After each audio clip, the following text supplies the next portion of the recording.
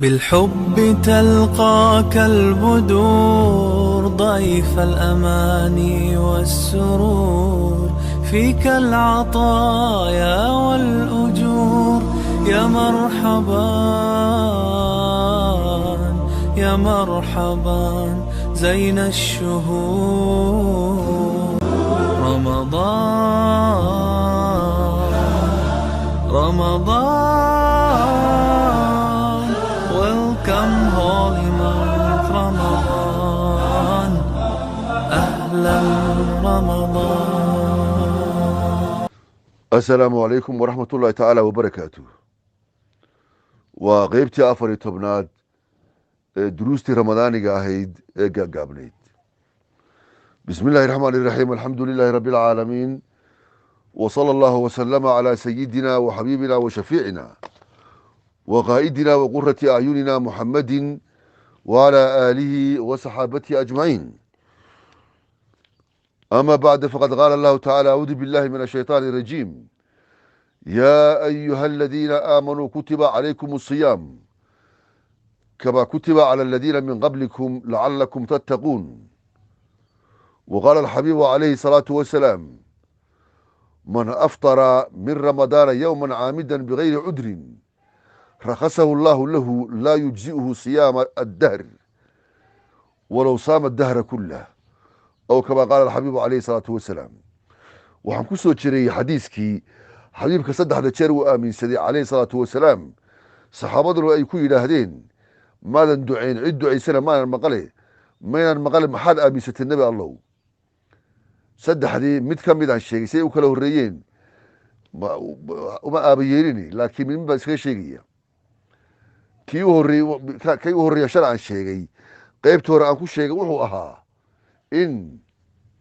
allahu mustacaane ninkii waalidkii ama mid ka mida ama labadoodiiba adduunye kula kulmay oo markaa dhaqaalaysan waayey, janno ku heli waayey, xaqooda gudi waayey, markii ilaahay awaamirtiisa dhan kastay ku saabsan tahay, mar kastoo la qaato uma naxariista allay soo degtaa. weliba hooyada aabbaha way ka horreysaa, sida xadiisku tilmaamayo: aljannatu taxta aqdaami lummahaat. ma aha inaad cagta hoosteyda intaad dhex gasho hooya igu tumo igu istaag aad tirahda, macnuhu maaha.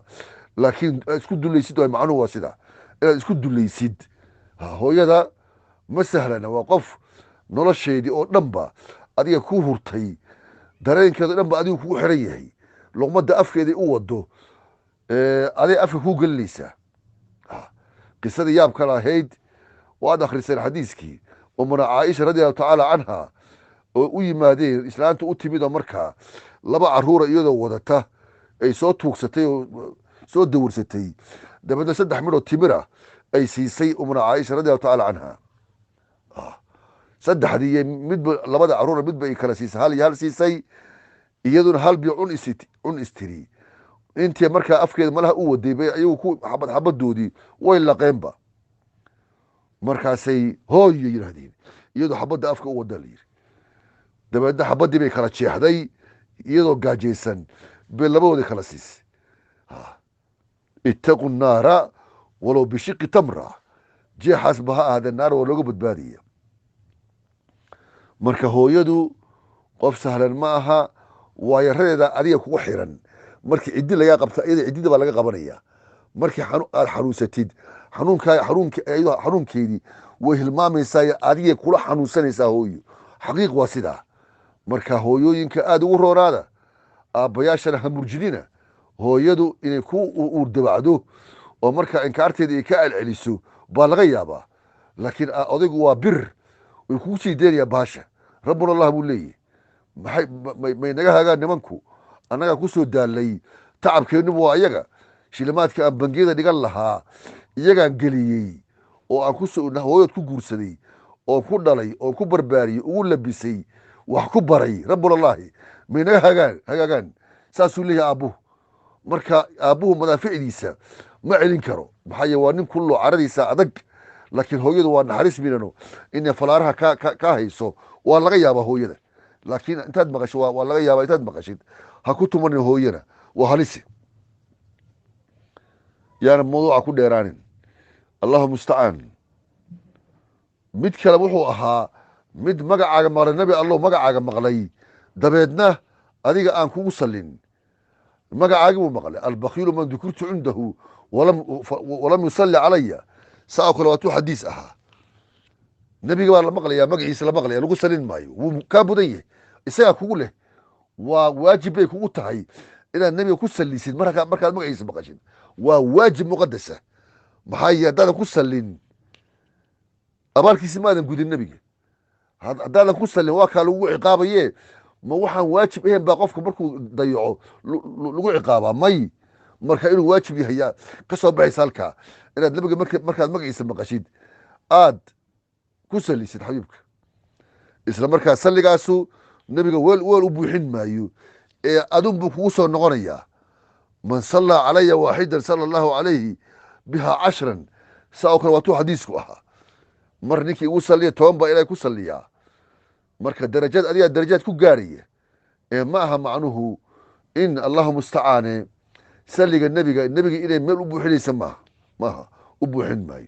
laakiin adigu darajo kugu gaarsiinaya ilaahay wax badan salawaadkiisa uu kugu siinaya naxariisaashiisa uu kugu siinaya dembi dhaafkiisa kugu siinaya dallacsiintiisa uu kugu siinaya ilaahay marka qofkaas intaas oo dhan inuu samaysto ay ahayd salliga intaa uu ka helayo inuu ogaado oo uu kugu salliyo salligaaga u degdego ninkay ahayd haddana aan kugu sallin naarta allah ku fogeeyo caynkaa buu yidhi jibriil ilan isagaa isdayacaya ninkaasi mid nebiga wax u dhimaya ma aha qolyo marka nebiga aan looga sallin karin oo masaajidii 3 salli lagu akrinayo masalan markii salaada la tukado la duceysto allahuma salli cala nabiy sayidina muxammadin wala ali sayidina muxamed waa duca nebigii baa loo ducaynaya qaar baa odhanaya war nagala taga buuqina nagala taga dhirina ninkaasu halis buu ku jiraa nebiguu markaa colaad u muujinaya bal eegde nebigii buu colaad u muujinaya halka haddii gabaya la tiriyo nagala taga inuusan odhan baa laga yaabaa haddii wacdi lala istaago inuusan diidin baa laga yaabaa laakiin nebiga maqalkiisaa dhibayaba waa gubanaya gebigiisuba colaad buu nebiga u muujinaya nebiga agteeda yaa lagu sheegin war hoos u sheega bay ku odhanaya oo nebigu kontrabaan ba xabiibku calayhi salaatu wasalaam kuwaa waxaan odhanayaa saa ka toobad keenaan iyagaa isdayaciye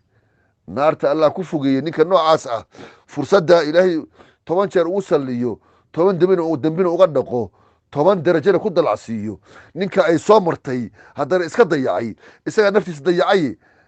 waajibkii ka tegayey naarta allah ku fogeeye aamiinna muxamedow saasuu nebigu aamin ku yahay calayhi salaatu wasalaam kan maxalu shaahidka aan ku socdo waa kan ramadaan ka hadlaya nin baa magaalo xaggaas laga sheegayo markuu rabbi salli cala alxabiibi muxamed yidhaahdo maqlo dhagaha farta gashan jiray wuu gubanaya wuu diidaya waxaas munkar buu u arkaa marka maalinka dambe saa dhagaha faraha u gashaday maqalkiiba wuu waayey baa lihi ninkaa maqalkii wuu waayey dhagihii dhan baa ibir ka noqdayba maxay wixii ugu wanaagsanaa inuu ku maqla hadduu diiday waa laga qaada dhagihii nicmada ma mundid baa la yidhi marka nabiga salligiisu wax saaran ma aha mar baan ka hadlaya gaar uga hadlaya insha allahu tacaala ninka ramadaan u soo galo fursad weyn buu helaa isagoo caafimaad qaba oo soomi kara ninkii halkaa khayr siyaadsan waaya oo bishaa ka faa'iidaysan waaya oo bishaa ku dallici waaya oo bishaa naxariista ilaahay nafaxaadkiisii ku mutaysan waaya shahrun awaluhu raxma wa awsatuhu makfira wa aakhiruhu cidqun min annaar ninkii intaa mutaysan waaya naxariistii ilaahay dembi dhaafkiisii naarka xoreyntiisii isagaa isdayacay oo iska ruugay muufadii naarta allah ku fogeeye nebigu aamin dheh markaasuu nebigu aamin yidhi ducadaa markaa adag oo jibriil ducaynayo haddana nebigu calayhi salaatu wasalaam aaminsanayo maxaad mooddaa wax sahlan maaha annagana allah naga badbaadiyo kuwa ay ku dhacaysana allah ka soo celiyo oo kuwo dib u soo noqda dabeedna ka faa'iidaysta bisha quruxda badan fadliga badan nafaxaadka badan ilaahay uu markaas dadkiisa uunkiisa rumeeyey oo cibaadaystay uu naarta ka xoraynayo naarta hadda waa hawl aad u weyn bal eegniyo naarka xorayn wax sahlan maaha faman zuxzixa can innaari wa udkhila aljanna faqad faaza waatay ahayd ilaahay boqorkaasaa odhanaya ninkaasu waa liibaanay ninka naartii laga badbaadiyo oo laga fogeeyo haddii hadda naarta laga fogeeyo meel cidlaa buuraha hoostooda lagu fariisin maaye halkaa janno unbaa ku taalla wax kale ma jiraan meel udhexaysana ma jirtee halkaasaad gelaysaa oord ku gelaysaa markaa ninkii taa isku bandhigi waaya naarta allah ku fogeeyu yiri jibriil markaasaa nebiga aamiin dhe wuu amray dabeedna xabiibku wuu aaminsaday calayhi salaatu wasalaam waxaa la warramay aakhirada in nin malaa'igta ee addoon ayagoo jiidaya oo garaacaya yuu nebigu arkayaa baa la dhahaa calayhi salaatu wasalaam markaasuu damcayaa inuu ka reebo kuwa uu yidhahdo joojiya uu u shafeeca u damcayaa nebigu joojiya markaasuu odhanayaa marka u horreysa intuusan howl kale u qabanin maa dembuhu ninkan dembigiisu muxuu yahay waxay odhanayaan adraka shahra ramadaan bishii ramadaan yuu ninkaanu haleelay oo u soo gashay bishaa gudaheedii ma uusan mutaysan nafaxaadka ilaahay inay ku degaan ma mutaysane bal facasa allaha tacaala fiihi ramadaan gudihiis buu ilaahay caasiyey dembi buu galay bishii la rabay in dembiga in laga dhaqo uu ka shaqayn lahaa buu ninkaanu dembi muquuray markaasuu damcayaa maadaama dembi ninkaan uu galo ummaddiisina uu yahay inuu u shafeeco damcayaa markaasaa waxaa la odhanayaa yaa muxamed ina khasmahu ramadaan ninka waxa ku dhegan oo ku muddacaya maxkamadda la saaran waa ramadaan baa la leeyahy markaasuu xabiibku odhanaya calayhi salaatu wasalaam ana bari'un miman khasmuhu ramadaan beri baan ka ahay ninkaa khasamkiisa iyo doodihiisu kan ku muddacaya ramadaan uu yahay qisadaa nusatu lmajaalis wa muntakhaba nafaa'is yaa ka soo guuriyey dad baa jira u ekaysiinaya isku ekaysiinaya ummadda hortooda dadaan soomi karin oo markaa cudur yar intuu hayo cudur yar waxa noocaasa haya markaasay ka dhigayaan dad iska dhigayaan dad tabcaan ah oo aan soomi karin iyagoo markaa culimadiina aan wax weydiinaynin dhakhaatiirtana aan wax weydiinaynin bay iska go-aansanayaan inay iska afuraan dhayal bay moodayaan maalin ramadaanoo saa la isaga afuro dhayal bay moodayaan gaas baan qabaa maxaa la yidhahdaa gooryaanaa igu kacaya waxun bay sheegayaan waxaas oo dhan ka hortag buu leeyahay ka hortaggaa samayn maayaanoo si markaas ay ramadaanka u gudbaan ka shaqayn maayaan hamigoodaba diin maaha baqdini kuma jirtaba kuwa allah hagaajiyo niman baan arki jiray iyagoo meel walba maraya oo fofoorarsanaya wax walba samaynaya markay howlahooda qabsanayaan haddana kuraas ku dul tukanaya salaada kursiga lagu tukanayo laa shay wax jira maaha maxaa yeelay wuquuf iyo juluus unbaa kitaabku sheegay mooye kuraas muusan sheegin marka sida nimankaas oo kaleeto saa ugu dhiiranaya inay wax khaldaan ku dhiiranaya kuwa saa oo kale ku dhiiradaa jira soonkana ku dhiiranaya xataa ninka odayga ah aan soonka karaynin iyo raggi la mid ahaa markii ilaahay uu fasaxay afurka u fasaxay wuxuu yidhi ilaahay uu daba dhiga aayaddii wa an tasumuu khayrun lakum waqad qiila qadiima lilaxnaf ibni qays taabiciga ahaa ninka cajiibka ahaaba waxaa la yidhi aad buu u gaboobay markaasa waxaa la yidhi innaka shaykhun kabiir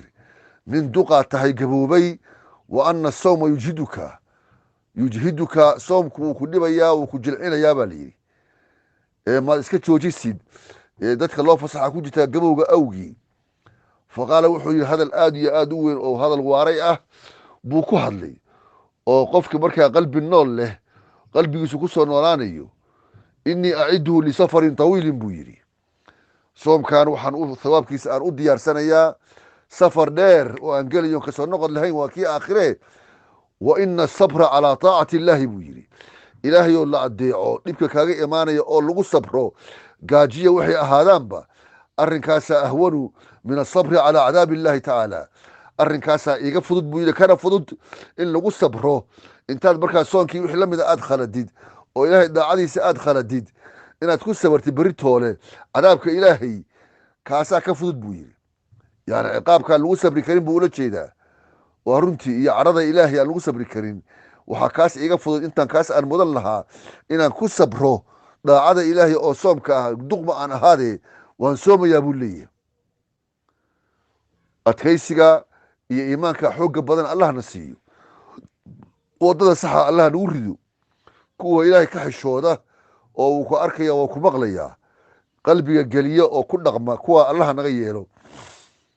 waddasan allahna mariyo bishaan khayrka badan oo ilaahay naxariista iyo dembi dhaafka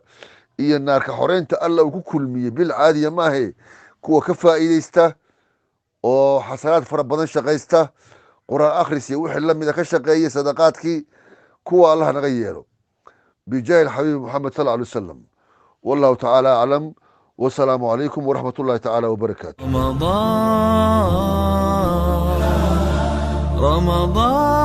رمضان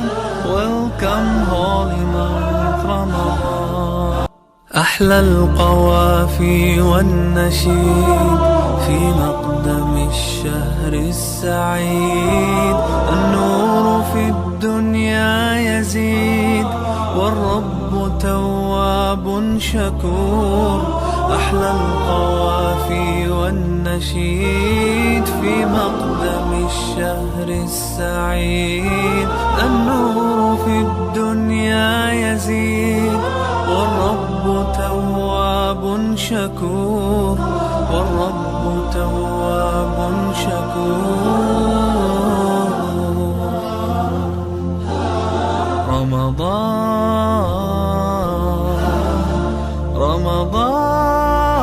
رمضان